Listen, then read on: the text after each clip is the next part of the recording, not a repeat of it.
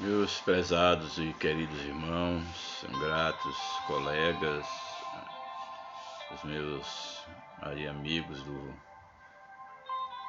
nosso canal, também os meus queridos alunos, tanto do Centro de Formação Teológica Batista Nacional, CFTBN, quanto também meus alunos aí da Escola Municipal Paulo Setúbal, e a todos aqueles que estão inscritos em nosso canal, aí meus cerca de 460 amigos inscritos no canal.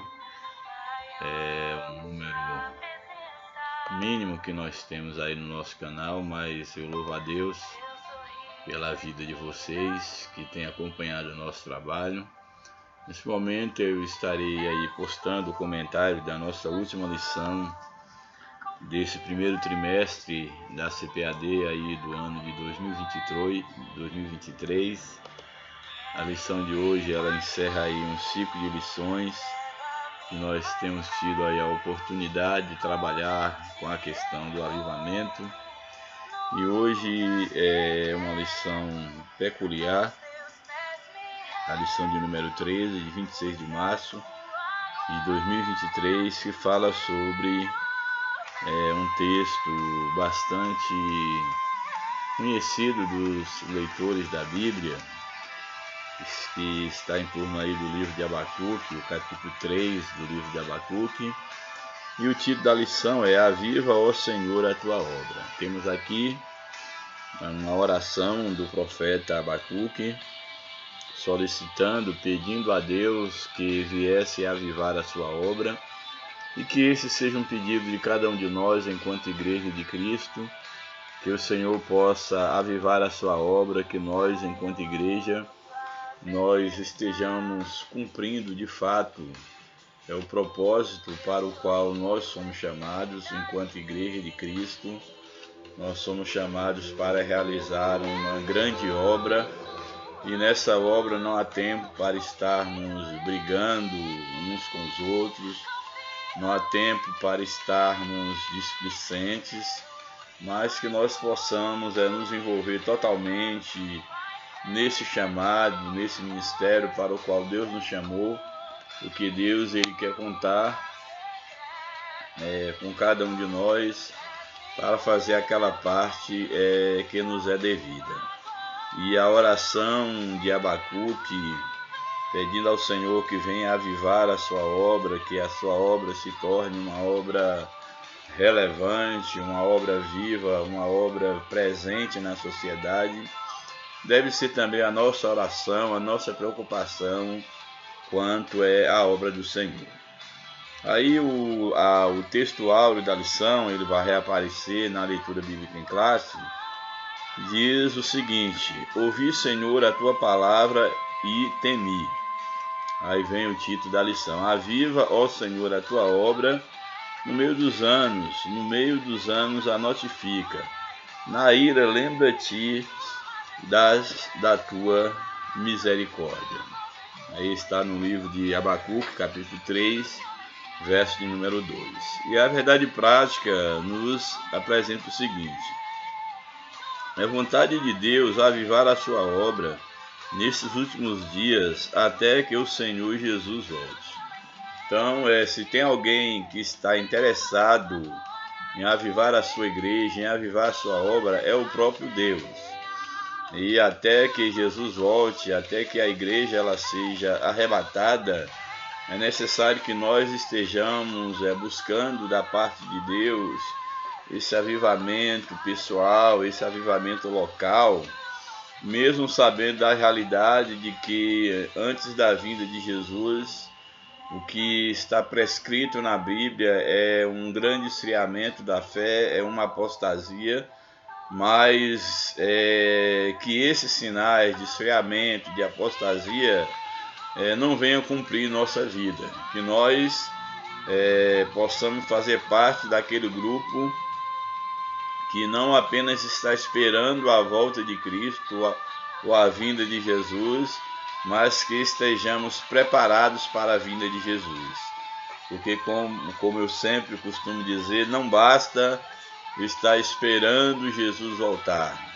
Isso é importante, sim. Mas o mais importante é estar preparado para o dia da vinda de Jesus, que nós não sabemos nem o dia e nem a hora em que Cristo há de vir. Daí a necessidade de nós estarmos preparados. Bem, a leitura bíblica em classe está aí no livro do profeta Abacuque. O capítulo aqui, a lição apresenta poucos versos, aí o capítulo 3 apresenta o verso 1 e o verso 2, depois o verso 16 até o verso de número 19. Eu estarei lendo não muitos versos, mas um pouquinho de versos a mais, para nós podermos aqui contextualizar melhor os versos aí inseridos na lição. Portanto, a lição apresenta verso 1 e 2. Eu vou ler um pouco mais do que o verso 1 e o 2 para termos um entendimento, porque como a lição ela salta do verso 2 para o verso 16, aí é um salto gigantesco e a gente pode perder o contexto, porque salta para o verso 16 até o último verso do capítulo 3. Então, o que nós temos aí em Abacuque, capítulo de número 3? Aí vem, logo no primeiro verso, oração do profeta Abacuque sob forma de canto. Então, aqui está mostrando que isso aqui é uma oração, mas é uma oração cantada, sobre a forma de um cântico. Abacuque, então, aqui louvando a Deus por meio desse cântico, por meio dessa oração. E aí o verso 2 nos diz o seguinte: tenho ouvido, ó Senhor, as tuas declarações. A lição é ouvir, Senhor, a tua palavra. Seria um termo, talvez, quem sabe, mais entendível. Mas aqui, indo para o texto dessa versão aqui da Bíblia anotada, diz o seguinte: tenho ouvido, ó Senhor, as tuas declarações, ou as tuas palavras, e me sinto alarmado. Ou seja, me sinto alarmado. Aqui na outra versão, ele vai dizer e temi. Aí, aqui o conceito de alarmado é o mesmo que temi. Então, tenho ouvido, Senhor, as tuas palavras e me sinto alarmado e temi. E aí, diante das palavras que ele tem ouvido, e aí a todo aí um contexto anterior do que Deus, da mensagem que Deus vem trazendo a Abacuque, falando sobre os castigos que ele haveria de trazer, castigos sobre Judá, toda a punição que ele traria devido ao pecado de Judá contra Deus. E aí, diante desses castigos que Deus havia prometido, e aí no capítulo 2, por exemplo, logo no primeiro verso do capítulo 2, diz o seguinte: o Senhor me respondeu e disse: escreve a visão, grava-a sobre tábuas, para que a possa ler até quem passa correndo, para que ninguém se desse por desculpado. Deveria gravar aquela visão do que aconteceria com o povo, para que até aquele que passa correndo possa ler, porque a visão ainda está para cumprir-se no tempo determinado, mas se apressa para o fim e não falhará. Se tardar, espera-o, porque certamente virá e não tardará. Eis o soberbo, sua alma não é reta nele, mas o justo viverá pela fé. E aí há todo o contexto que nós não iremos aqui estar lendo, mas aí então entra no capítulo de número 3, Abacuque então vai dizer para o Senhor por meio de um cântico: tenho ouvido, Senhor, as tuas palavras e me sinto alarmado, temo diante disso. E ele faz então uma oração em favor do seu povo, da sua obra. Ele diz: aviva a tua obra, ó Senhor, no decorrer dos anos, e no decorrer dos anos faze-a conhecida. Na tua ira lembra-te da tua misericórdia. Eu acho interessante, porque Abacuque aqui, quando ele pede ao Senhor para avivar a sua obra, é que a obra da qual Abacuque está falando diz respeito à própria restauração do seu povo. A obra que Deus pretendia e que fará na vida do seu próprio povo. E aqui se trata, é claro, de Judá, da nação de Israel como um todo. E é claro, tem um aspecto também, podemos fazer uma aplicação escatológica, mas ele vai dizer exatamente isso para Deus no seu cântico. Aviva a tua obra, ó Senhor. Ou seja, estamos em pecados, traga vida à nossa nação. Aviva a tua obra. E ele prossegue, no decorrer dos anos, faze-a conhecida. Que a tua obra seja avivada, que tu realizas um grande milagre, uma grande transformação na vida do teu povo, e que isso seja notório no decorrer dos anos, como tu operaste milagrosamente, de forma misericordiosa, no meio do teu povo. É isso que ele está pedindo, que no meio dos anos faça-se conhecida. E aí ele vai e faz um pedido a Deus, que eu acho aqui muito interessante, quando ele diz: na tua ira, lembra-te da tua misericórdia. Ou seja, a ira de Deus haveria de cair sobre a nação de Judá, e aqui Abacuque está intercedendo pelo povo e dizendo: olha, Deus, que na tua ira tu não venhas esquecer da tua misericórdia. A ira, ela reflete exatamente aqui a justiça de Deus. A ira aqui fala da justiça de Deus.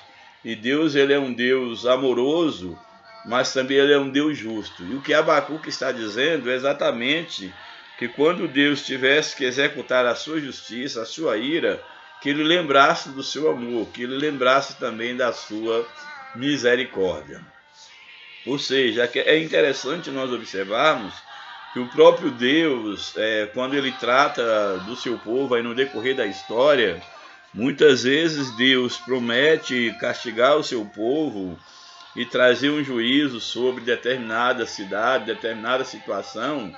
E quando o povo de fato reconhece o seu pecado e se arrepende, Deus também retira o mal, ou não deixa que o mal venha atingir ao seu povo, enquanto o povo se mantém arrependido.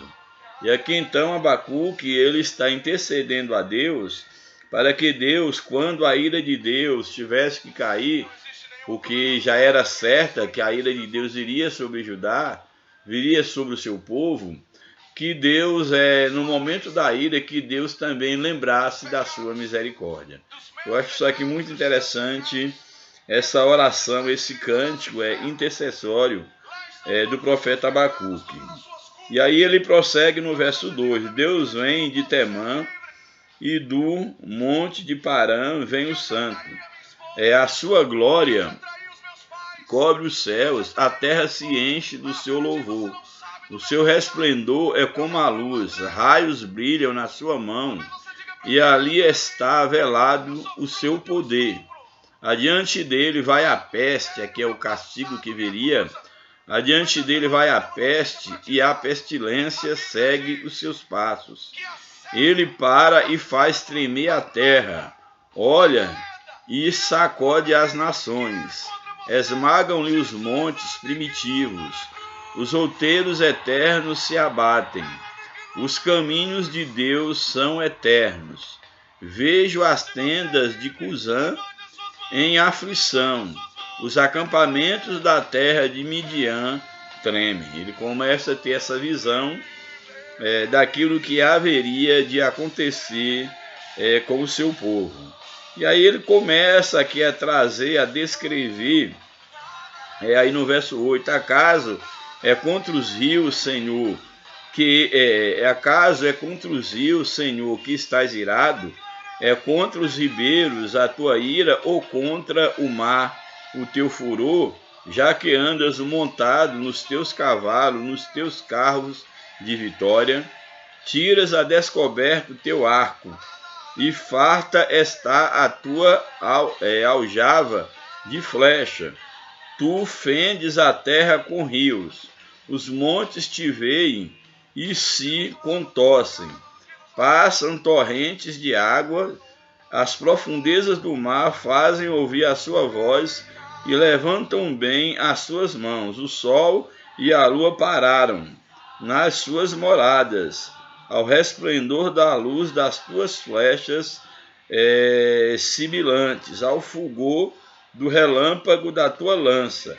Na tua indignação, marchas pela terra, na tua ira, calça aos pés as nações. Então esse é o retrato, é a visão que Abacuque tem daquilo que sobreviria sobre o seu povo. Porém, aí, dando um salto para já o texto que a lição apresenta, no verso 16, então ele diz, ouvir, vou logo para a lição, porque para pegar o contexto do texto da lição, uma vez que será utilizado esse texto no decorrer da lição. Então, indo para o verso 16 aí do capítulo 3, ele diz o seguinte: ouvindo o que? Todas essas coisas, aquilo que havia de acontecer, ele vai dizer o seguinte: ouvindo eu, o meu ventre se comoveu, a sua voz, tremeram os meus lábios, entrou a podridão nos meus ossos, e estremeci dentro de mim. Descanse eu no dia da angústia, quando ele vier contra o povo que nos destruirá. Ou seja, aqui o profeta Abacuque, ele fala de como ele se sentia diante daquela visão. Ele fala que o seu ventre se comoveu à voz de Deus, ou seja, a sua voz, tremeram os meus lábios. Ele batia os lábios um no outro, e entrou a podridão nos seus ossos, e ele estremeceu dentro de si, diante de tudo aquilo que ele via. Mas só que, num outro momento aqui da sua poesia, algo que parece meio paradoxal, ele diz o seguinte: descanse eu no dia da angústia, quando ele vier contra o povo que nos destruirá. Ou seja, ele sabe que viria o castigo, que viria um povo que os destruiria, porém ele pede a Deus, ele ora a Deus que ele descanse no dia da angústia. Algo meio paradoxal, totalmente paradoxal, descansar no meio da angústia. Aí alguns podem fazer a leitura da ideia que descansa ele na angústia, no sentido que ele morra quando essa angústia estiver por vir, mas também aqui o texto dá a entender que não é necessariamente isso que ele está falando, porque se você pegar o contexto subsequente do texto, você vai entender melhor o que ele está dizendo. Então o que ele diz: descanse eu então no dia da angústia, quando ele vier contra o povo que nos destruirá.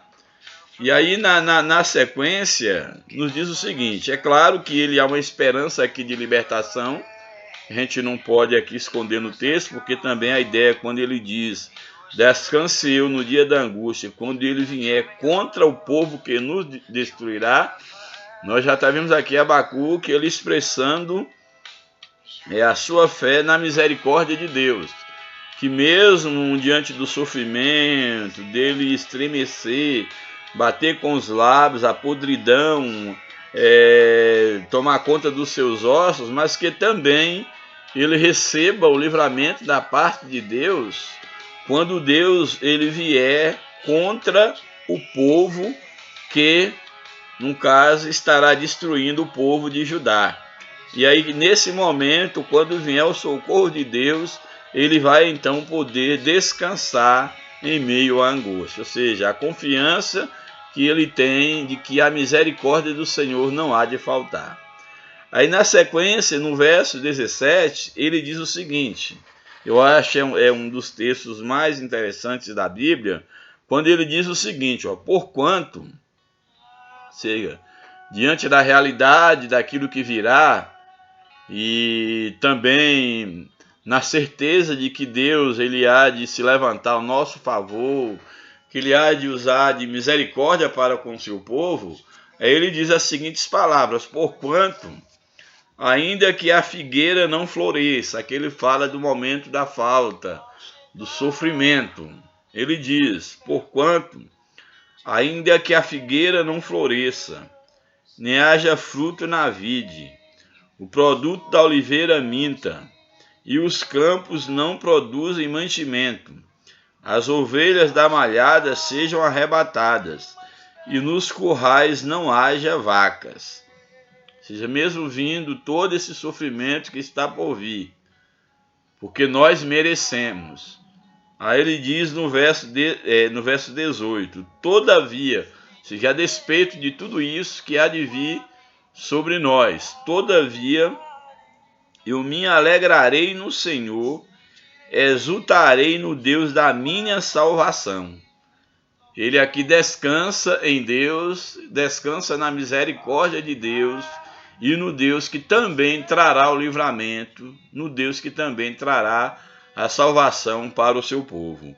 E aí o verso 19 ele fica dizendo: Jeová o Senhor é a minha força, e fará os meus pés como os das servas.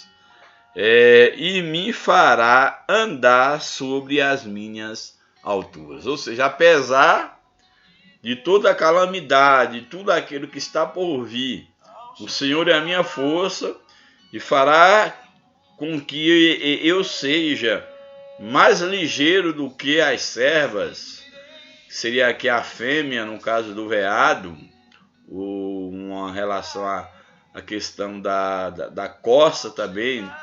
Em um certo contexto pode fazer menção a isso, mas ele diz que mesmo sendo esse animal, ele compara esse animal tão veloz ao fugir da sua presa, que da mesma forma, diante de toda calamidade, diante de toda situação ruim, o Senhor, ele é exatamente... ele alegraria no Senhor, e ele exultaria no Deus, que era o Deus que haveria de salvá-lo, e ele cria que Jeová, ele faria com que ele fosse tão ligeiro, que ele tivesse a sua força restaurada, pois ele diz: Jeová, o Senhor é a minha força, e fará os meus pés como os das servas, ou seja, fará com que eu corra, eu alcance longas distâncias.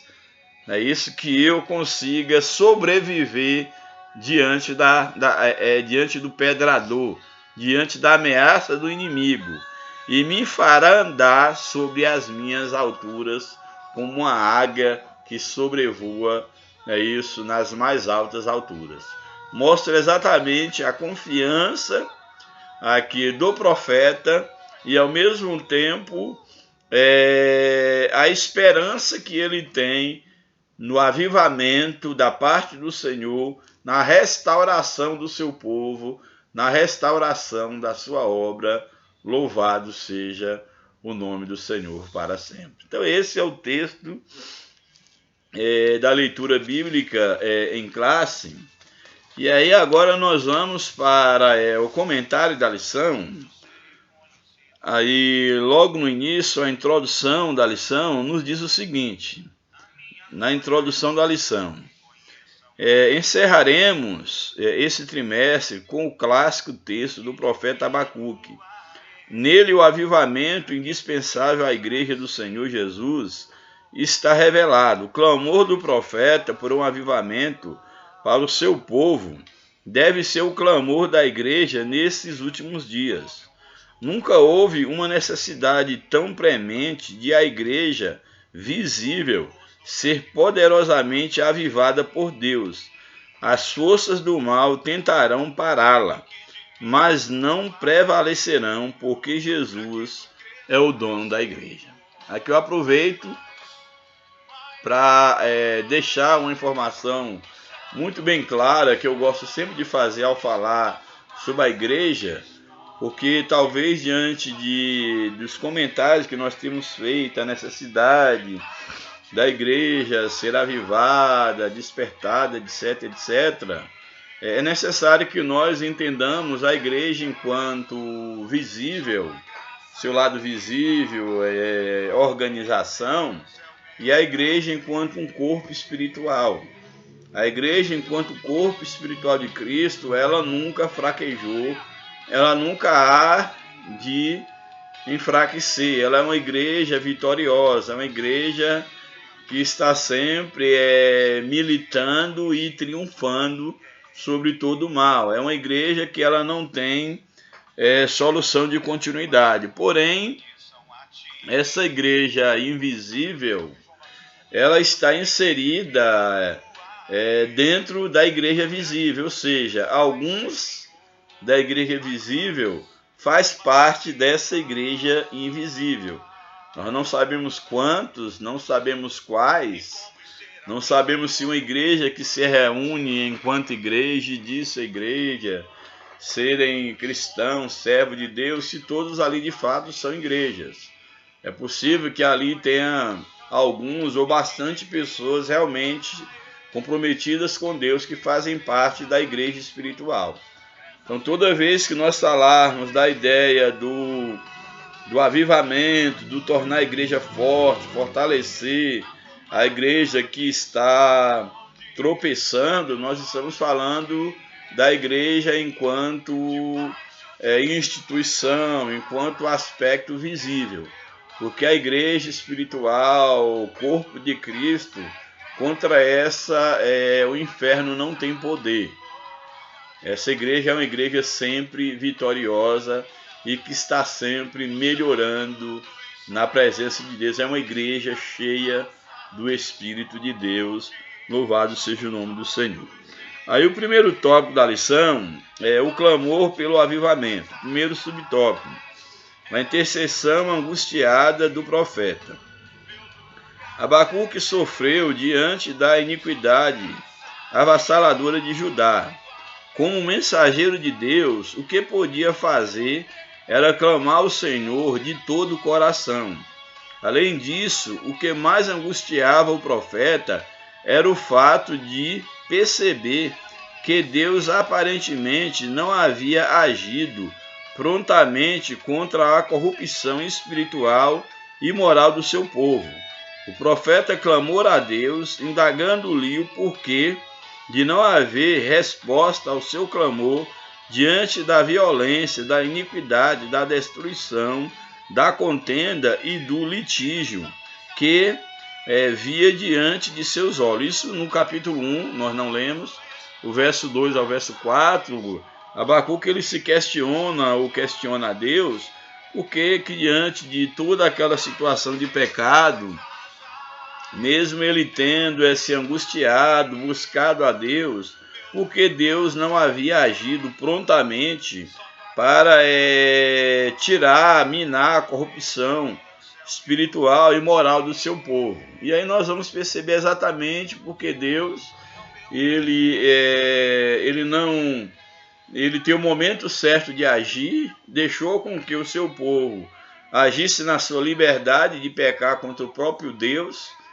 E isso não faz Deus menos soberano, pelo contrário, isso torna Deus ainda mais poderoso, porque ele cria um povo que ele tem capacidade, o próprio Deus, de destruir esse povo, mas mesmo assim o próprio Deus tem o poder de deixar esse povo agir segundo a sua vontade.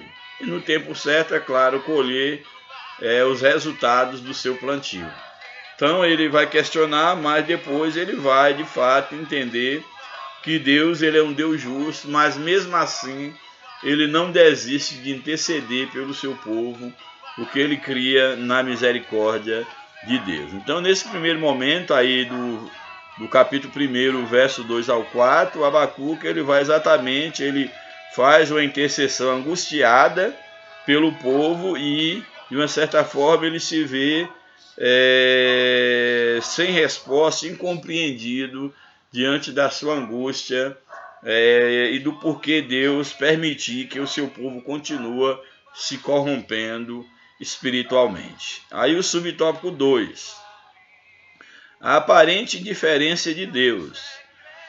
Não há indiferença de Deus à impiedade do homem. Na verdade, por causa da sua misericórdia e longanimidade para com os transgressores, ele não age com juízo agora. Por isso Deus enviou Jesus com a mensagem de amor para salvar o homem, mas infelizmente a maioria dá as costas para Deus.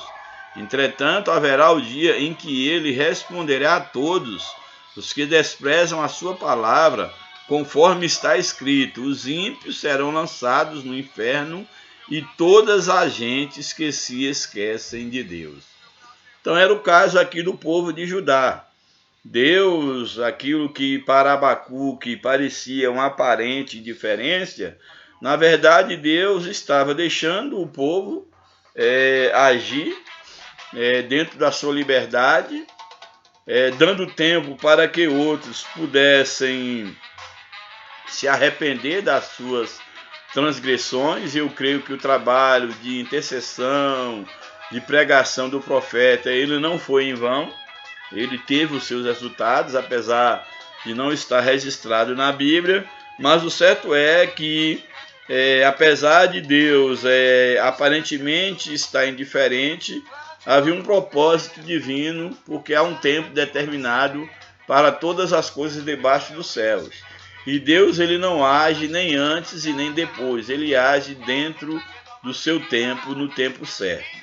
Nós vimos então que esse era o porquê da aparente indiferença de Deus, mas a própria palavra de Deus diz que haverá um dia em que Deus ele há de julgar todos aqueles que desprezam a sua palavra. E então cada um, como está no Salmo 9, verso 17, os ímpios serão lançados no inferno e todas as gentes que se esquecem de Deus. Então não abuse da misericórdia de Deus. Tanto você que está dentro da igreja brincando de ser cristão, escondido atrás de uma roupa de crente, de um cartão de membro, de uma carteira de pastor, de líder, não brinque com Deus, porque Deus não se deixa, de Deus não se escarnece, de Deus não se deixa escarnecer. Aquilo que o homem plantar, certamente ele há de colher. E haverá um dia em que Deus há de trazer a responsabilidade cada um daqueles que abusaram da paciência, da misericórdia, da longanimidade de Deus. Aí o subtópico 3, a resposta pronta de Deus. A resposta de Deus veio de forma bem diferente daquilo que o profeta esperava. Ele, o soberano, resolveu convocar os caldeus, que é o povo ali, os babilônios, quais subjugaram ali, no caso, o povo de Judá. Então, o soberano resolveu, isso aqui é interessante, a resposta pronta de Deus. A resposta de Deus veio de forma bem diferente daquilo que o profeta esperava, que era que o povo todo se arrependesse, para não precisar ser punido. A resposta veio diferente. Como veio? Ele, o soberano, resolveu convocar os caldeus ou os babilônios para contrapor-se aos pecados e iniquidade de Judá. Os caldeus seriam a espada de Deus, o chicote dos céus, para fazer Judá repensar seus maus caminhos e se converter de suas impiedades que ultrapassavam os limites da tolerância divina. Então aqui o povo então acabou sendo entregue nas mãos dos seus inimigos, dos caldeus, os babilônios, que levaram o povo cativo, como uma forma de correção do pecado desse povo. E a história deixa bem clara que depois que o povo volta do cativeiro, eles voltam totalmente curados da idolatria, de toda aquela iniquidade que os fez cair nas mãos dos seus inimigos. Ainda que parecesse inerte, na verdade Deus estava dando tempo para que a nação judaica se lembrasse dos alertas divinos. Mas seu povo não se lembrou. Deus mandou o profeta escrever a visão, como nós lemos, escrever a visão de maneira bem legível, para que pudesse ser vista até por quem passasse correndo. Deus deu avisos, vários avisos, e lá no capítulo 2, o verso 2 e 3, Deus manda até o profeta escrever a visão, aquilo que havia de vir sobre o povo, para que eles não se sentissem depois, não viessem, sentissem não avisados, desculpáveis diante de Deus. Eles não tinham como se desculpar diante do castigo que agora eles experimentavam. Aí o tópico 2 da lição, o avivamento pela palavra. Ouvi a palavra de Deus. Em sua oração, Abacuque disse: ouvi, Senhor, a tua palavra. Ele ouviu a palavra de Deus, ou seja, a resposta dele quanto ao objeto de sua oração. Deus falou e Abacuque o ouviu atentamente. É preciso ouvir a voz de Deus com atenção para viver um período de avivamento espiritual. Quando Deus fala, nós precisamos ouvir. Então Abacuque, ele ouviu o que Deus havia de fazer, ele ouviu a própria voz de Deus sobre o castigo seria inevitável, e ele temeu diante de Deus, se colocou pelo povo em arrependimento, buscando a presença de Deus, para que Deus, no momento de derramar a sua ira, Deus lembrasse da sua misericórdia e não destruísse o seu povo por completo. Subtópico 2. Temer a Deus. Ao ouvir a palavra de Deus, Abacuque temeu ao Senhor. É preciso ouvir Deus e temê-lo. Não pode haver avivamento sem temor. Isso aqui é muito importante. Buscar o avivamento de Deus e viver uma vida sem o temor de Deus, isso é pura fantasia. Isso não é algo que procede de Deus. Então isso aqui é bem interessante o que ele diz. Não pode haver avivamento sem temor ao Senhor. Por quê? Porque o temor do Senhor é o princípio da sabedoria. Bom entendimento tem todos os que lhe obedecem. O seu louvor permanece para sempre. Então, o temor do Senhor é o princípio do saber, e é pelo temor do Senhor que o homem se desvia do mal. Precisamos ressaltar, porém, que o temor ao Senhor nada tem a ver com medo, pavor ou terror. A expressão remete o quê? O que é temer a Deus à luz da Bíblia? Não é ter medo de Deus, não é ver Deus como um carrasco. Não é esse o conceito de temor e de que o próprio profeta Abacuque fala, que ele temeu diante do Senhor. Temer a Deus, segundo a Bíblia, remete à ideia da reverência a Deus. Essa é a ideia. Então, o temor do Senhor se remete à ideia de reverência a Deus em todas as esferas da vida, um sentimento de profundo respeito diante do Criador. Logo, ter um estilo de vida que reverencia ao Senhor é o princípio da sabedoria do crente. Então, quando nós falamos que o temor do Senhor é o princípio da sabedoria, não é que você ter medo de Deus, isso mostra que você é sábio, porque você tem medo de Deus. Não. A ideia aqui do temor do Senhor é o princípio da sabedoria, é você considerar a Deus em todos os teus caminhos, é a reverência, é o respeito, é o considerar Deus ante qualquer atitude que você deve tomar. Isso é que te torna sábio. Esse é o verdadeiro temor a Deus, segundo as Escrituras, não medo de Deus. O subtópico 3, o clamor pelo avivamento. Abacuque roga a Deus que avive a sua obra. Ouvi, Senhor, a tua palavra e temi. Aviva, ó Senhor, a tua obra no meio dos anos a notifica. Na ira, lembra-te da tua misericórdia.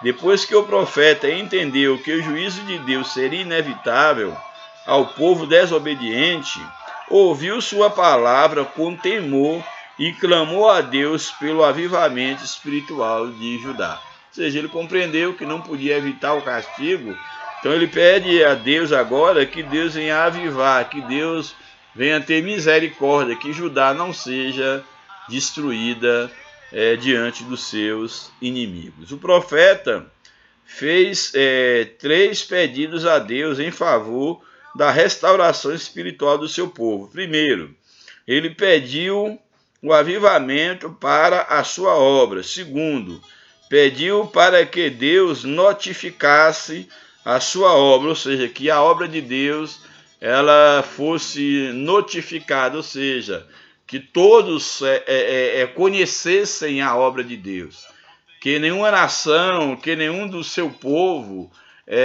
desconhecesse o que Deus haveria de fazer no meio do seu povo. E em terceiro lugar, pediu para que Deus lembrasse da sua misericórdia na sua ira, porque são as misericórdias do Senhor, pelas suas misericórdias que nós não somos destruídos.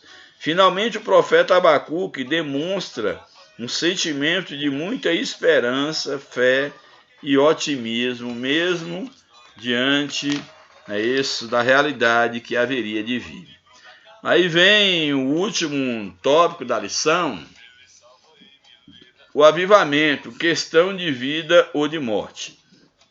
Primeiro subtópico, o clamor pela misericórdia de Deus. Além de clamar por avivamento, Abacuque clamou pela misericórdia do Senhor diante dos terríveis, ou das terríveis consequências do juízo divino sobre a nação impenitente. Era uma questão de vida ou morte, por isso ele suplicou: na ira, lembra-te da tua misericórdia. O profeta sabia que, diante da decadência espiritual e moral do povo, se Deus não tivesse misericórdia, todo esse povo pereceria ante ao peso da mão do Senhor sobre as suas maldades. Daí ele pediu que Deus usasse misericórdia na ira, lembrasse da sua misericórdia, porque se dependesse apenas do povo, ele seria destruído. Daí ele se colocar na brecha, ele se colocar como um intercessor pelo seu povo, ali mais especificamente Judá. Aí o subtópico 2, Deus é misericordioso. O profeta Abacuque sabia que Deus ouve as orações de pessoas que pecam, mas que se arrependem sinceramente de seus pecados e buscam a face do Senhor. Deus é misericordioso. A Bíblia relata o episódio de Davi, que preferiu cair nas mãos de Deus por causa de suas misericórdias. E aí em 1 Crônicas, capítulo 21, e aí o capítulo 21 de Crônicas, e aí em um contexto maior vai contar a história de Davi, que aí é dentro de um contexto quando Davi ele pede para que o povo, para que contasse a quantidade do povo, do exército que ele tinha, e essa atitude de Davi foi uma atitude que desagradou a Deus. Por quê? Porque o ato de Davi mandar contar o povo, quando aqui em 1 Crônicas, capítulo 21, o primeiro verso a seguir, diz o seguinte: então Satanás se levantou contra Israel e incitou a Davi a levantar o censo de Israel, a contar o censo de Israel.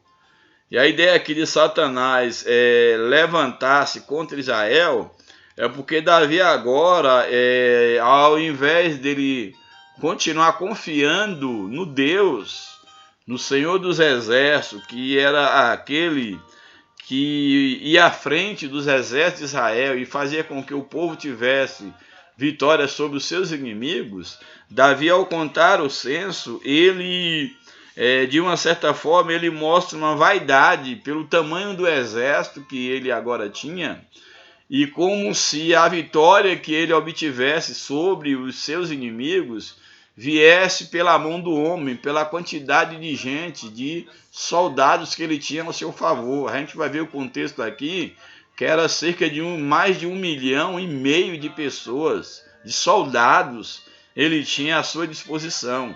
E ele então agora, o orgulho entra no seu coração, e Satanás então acha espaço no coração de Davi e incita contra Israel e leva Davi então a cometer esse pecado, que é contar o exército. A gente olha assim, pode parecer algo, uma coisa, mas o que tem, o que há de mais contar o exército?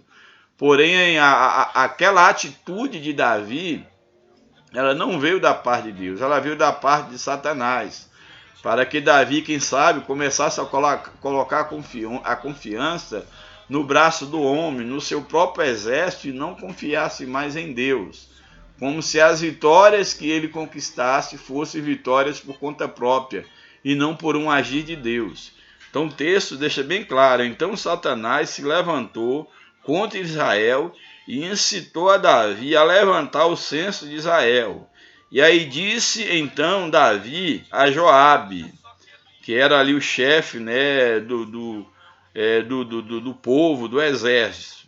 Disse então a Joabe e aos chefes do povo: ide, levantai o censo de Israel desde Beceba até Dan, e trazei-me a apuração para que eu saiba o seu número.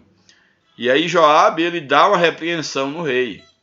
Diz o seguinte: então disse Joabe: multiplique o Senhor teu Deus a este povo 100 vezes mais. Porventura, ó rei, meu senhor, não são todos servos de meu senhor?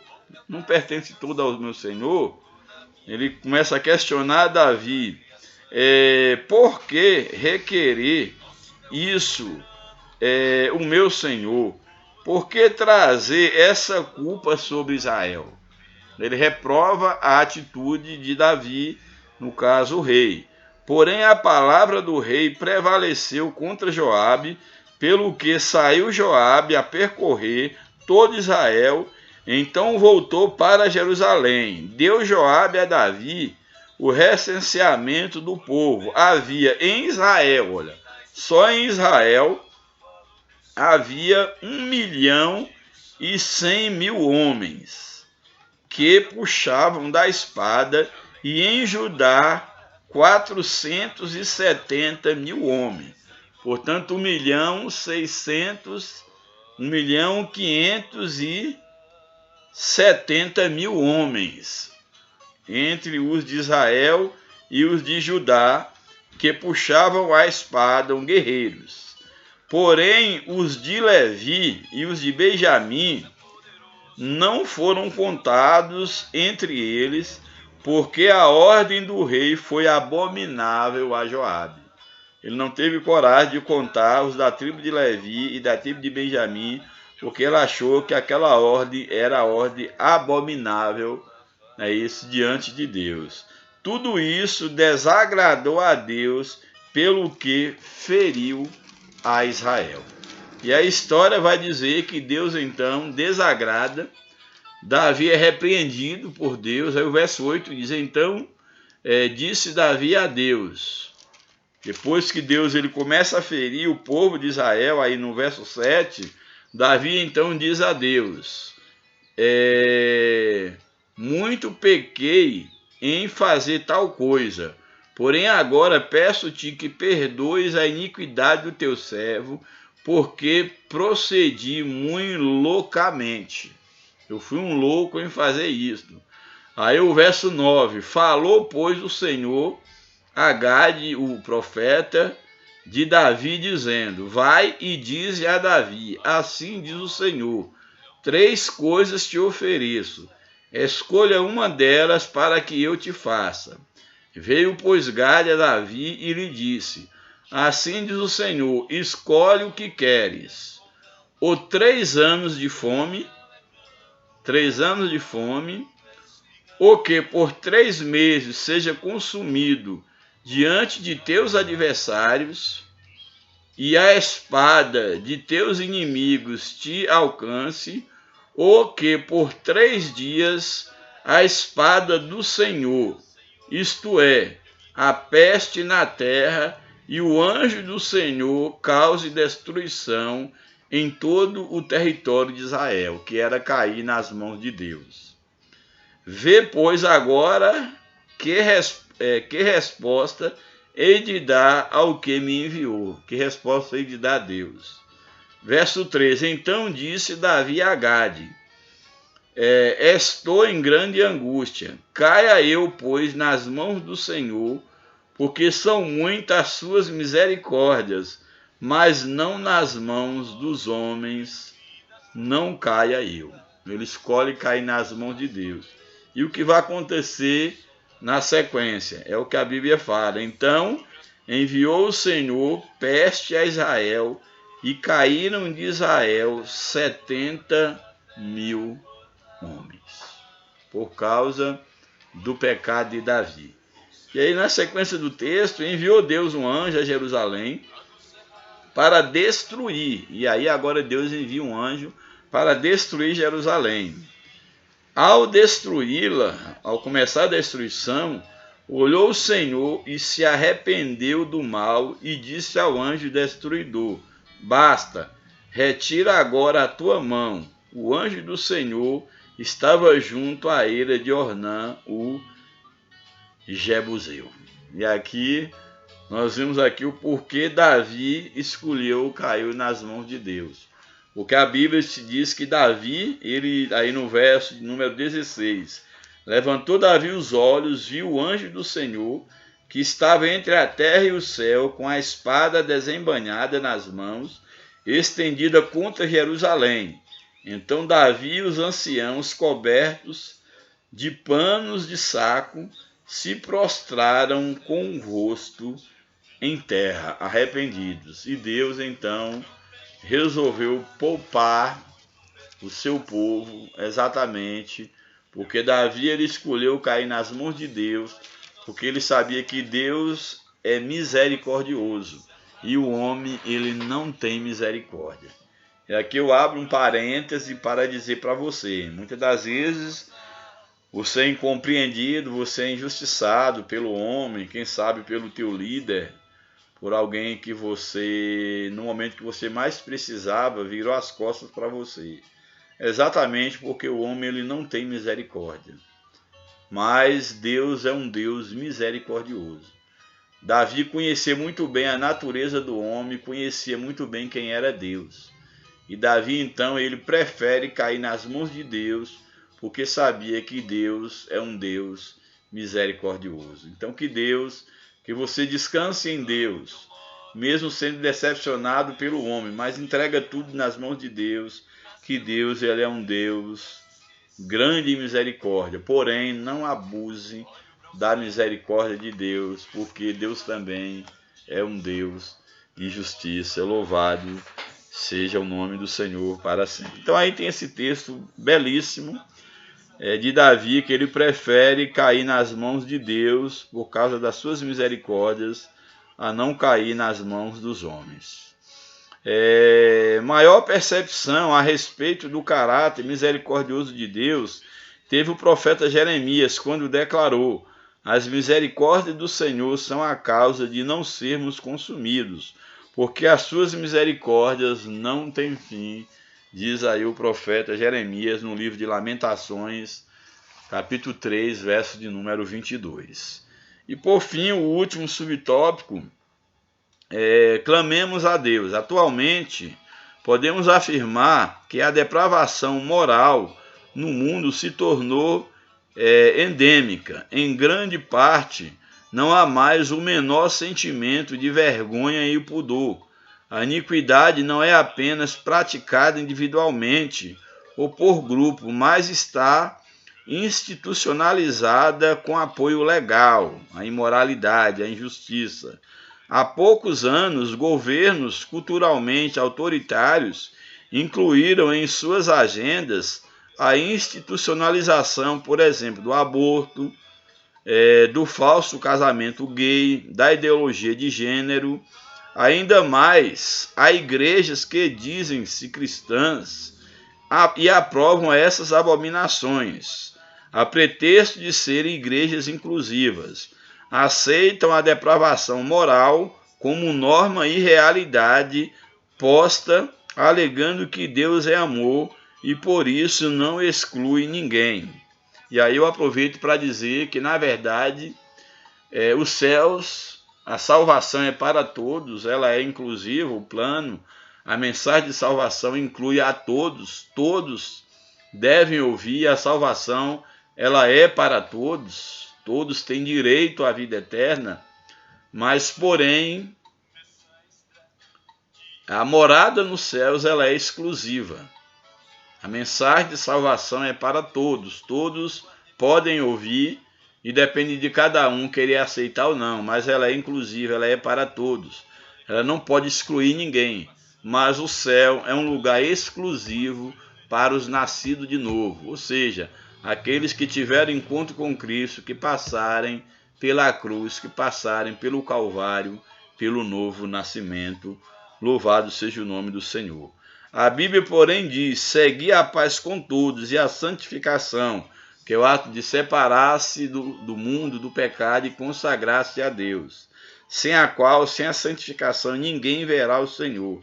Certamente o juízo de Deus não tardará, portanto devemos fazer a mesma oração do profeta Abacuque: na ira, lembra-te da misericórdia, louvado seja Deus. Por fim, a conclusão da nossa lição. Assim como Abacuque orou a Deus, clamando por um avivamento, a sua obra, devemos também clamar ao Senhor por um avivamento genuíno e generoso nas igrejas locais. A situação espiritual e moral do mundo está semelhante ou até mesmo pior que nos dias do profeta. Devemos clamar pela misericórdia de Deus pelos que estão se apostatando da fé em muitas igrejas, aprovando todas as abominações contra Deus. Clamemos solenemente: aviva, Senhor, a tua obra. Que esse seja o clamor nosso, o meu clamor, o teu clamor, seja o clamor da igreja da atualidade. Que Deus venha nos despertar, que Ele venha avivar a sua obra e que nós não sejamos levados pelas ideologias malignas, satânicas, que têm tomado conta do mundo, do nosso país e têm adentrado em muitas igrejas, muitas religiões e que têm confundido o amor de Deus com a permissão para toda prática daquilo que é reprovável pela palavra de Deus. Que Deus nos ajude, que Deus nos abençoe. Te agradeço aí por ter acompanhado até o momento, pelas lições desse trimestre, você ter acompanhado todas as lições. Aqueles que não acompanharam, mas quiserem rever as lições, todas elas estão gravadas no YouTube. Há mais de 5 anos eu venho gravando as lições da CPAD, então aí de pelo menos de 5 anos para cá, você tem a lição de cada semana gravada em vídeo. São já mais de 300 vídeos aí gravados para você ouvir 1, 2, 10 vezes, você aí compartilhar, evangelizar e acima de tudo ser instruído para melhor servir a Deus. Que Deus te abençoe, você e toda a sua família. Um grande abraço e a paz do Senhor. Oreis por nós em nome de Jesus. Amém.